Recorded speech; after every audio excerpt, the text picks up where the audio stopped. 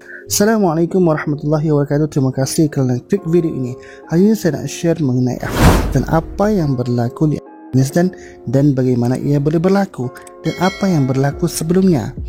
Selepas 20 tahun kembali menguasai Afghanistan dengan menawan Kabul, Presidennya Ashraf Ghani meletak jawatan dan melarikan diri, serta sebahagian rakyat Afghan juga cuba melarikan diri dengan menaiki pesawat, dan sebahagian cuba berpaut kepada pesawat dan ada yang jatuh satu persatu ke bumi. Benda ini dah dijangka apabila Joe Biden mengumumkan pengunduran tentera US pada Mei lepas. Persoalannya, kenapa ini kental sangat? Sebabnya, Taliban tak pernah dihapuskan pun daripada Afghanistan. Malah ia disokong sebahagian besar masyarakat Afghan. Nak faham fenomena tadi, kena faham demografi Afghanistan. Afghan adalah negara berbilang kaum terbesar ialah Pashtun, mewakili 42% populasi, diikuti oleh Tajik 27%, Hazara 9%, Uzbek 9%, Turkmen 3% dan lain-lain.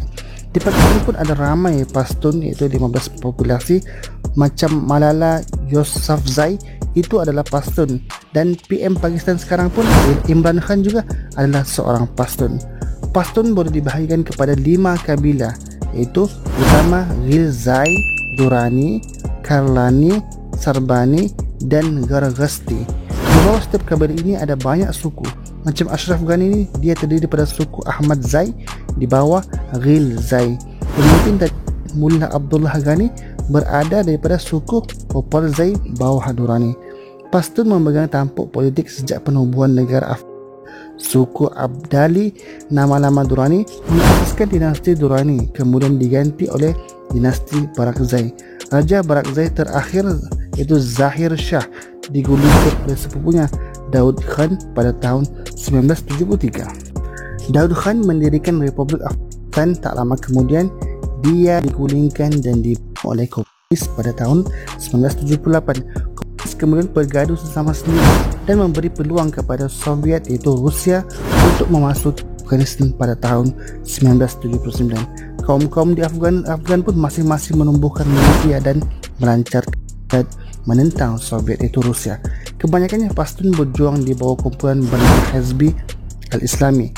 Tajik bawah Jamiat Al-Islami. Hazara, Uzbek, Turkmen pun masing-masing ada kumpulan sendiri. Walaupun semua dikenali dengan sebagai, bukan semuanya sehalun, mereka berbeza pandangan mereka sendiri. Selepas Soviet mundur daripada Afghan pada tahun 1989, blok ini meneruskan perang terhadap kerajaan komunis tembang pada 1992, diganti dengan negara Islam iaitu Afghanistan. Dan pada ketika itu Burhanuddin Rabbani, seorang Tajik daripada Jamiat Al-Islami, menjadi presiden, menimbulkan ketidakpuashatian Pashtun, terutamanya Gulbuddin Hekmatyar daripada Hizb Al-Islami. Saudara pun meletus pada ketika itu, dan kegagalan Hekmatyar untuk merampas kuasa menyebabkan Pashtun mengalih sokongan kepada kumpulan yang diasaskan oleh Mullah Umar.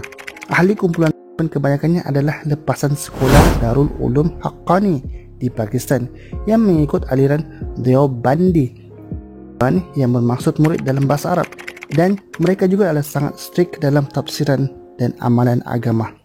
Dan orang Pashtun luar bandar yang lebih konservatif tertarik dengan, terutama Ghilzai yang merupakan kabilah terbesar. Antara sumbangan ialah pembersihan amalan baca bazi, iaitu budak lelaki dijadikan penari dan nafsu kepada golongan Lord. Masya Allah. Dengan itu, dengan pandas menawan 90% wilayah dan menawan Kabul pada 1996. Ada juga yang melihat sokongan Pakistan sebagai faktor kejayaan Talib. Cuma bagi kaum bukan Pashtun terlampau konservatif, wanita dilarang bersekolah dan bersosial, muzik dan hiburan juga diharamkan, dan juga memusuhi Hazarah yang berhaluan Syiah dan berkelakuan dan melakukan pemakaian besar-besaran ke atas Hazarah. Jadi Tajik, Hazara dan Uzbek menubuhkan kerajaan Northern Alliance di utara, disokong oleh Pashtun bandar yang lebih liberal dan progresif.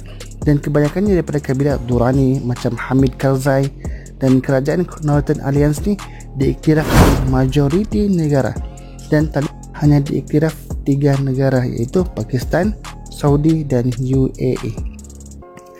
Pada tahun 2001, US menyerang Taliban atas alasan melindungi Al-Qaeda, iaitu Osama kenal Mullah Omar semasa melawan Soviet.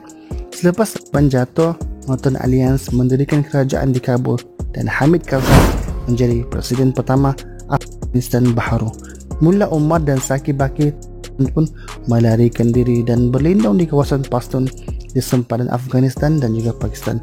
Tunggu masa untuk bangkit balik. Dan Pashtun tidak begitu senang dengan kerajaan baharu. Walaupun Hamid Karzai adalah Pashtun, jawatan naib presiden pertama dan kedua dipegang oleh Tajik dan Hazara. Banyak reform berkaitan hak wanita dianggap bertentangan dengan nilai Pashtun, apatah lagi ia dilakukan oleh kerajaan yang didirikan oleh penceroboh luar. Jadi kerajaan Karzai tidak mempunyai keabsahan di mata kebanyakan Pashtun. Jadi bermula pada tahun 2006, Talib ni kembali aktif. Media memanggil mereka sebagai Neo-Talib.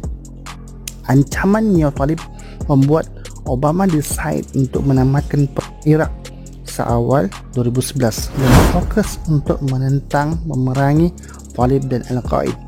Dan mula-mula strategi Obama adalah nampak hasilnya, tapi kebangkitan IS di Iraq pada tahun 2014 memaksa US divert sumber dan tenaganya. Talib mengambil kesempatan untuk regroup, malah regroup kaum bukan Talib termasuk Tajik dan Hazara yang kurang berpuas hati dengan kerajaan Karzai yang korup dan incompetent. Kemudian datang pula Trump yang menentang campur tangan US di Iraq dan juga Afghan. Trump memulakan pelan pengunduran tentera US diteruskan oleh Biden.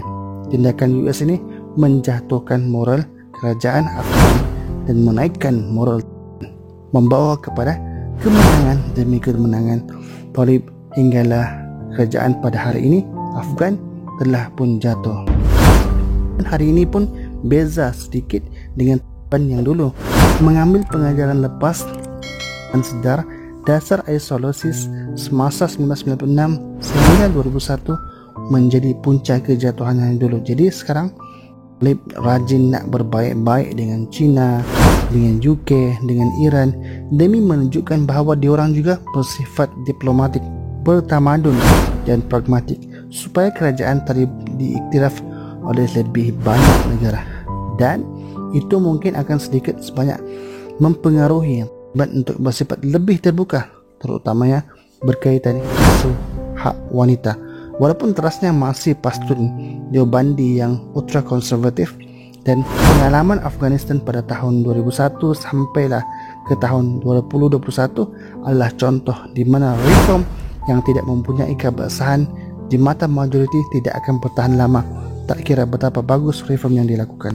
Apabila sebagian besar masyarakat melalui Afghanistan baharu yang dianggap mengancam dan hakis kaum majoriti, itu membolehkan Talib yang merupakan reactionary force kembali berkuasa.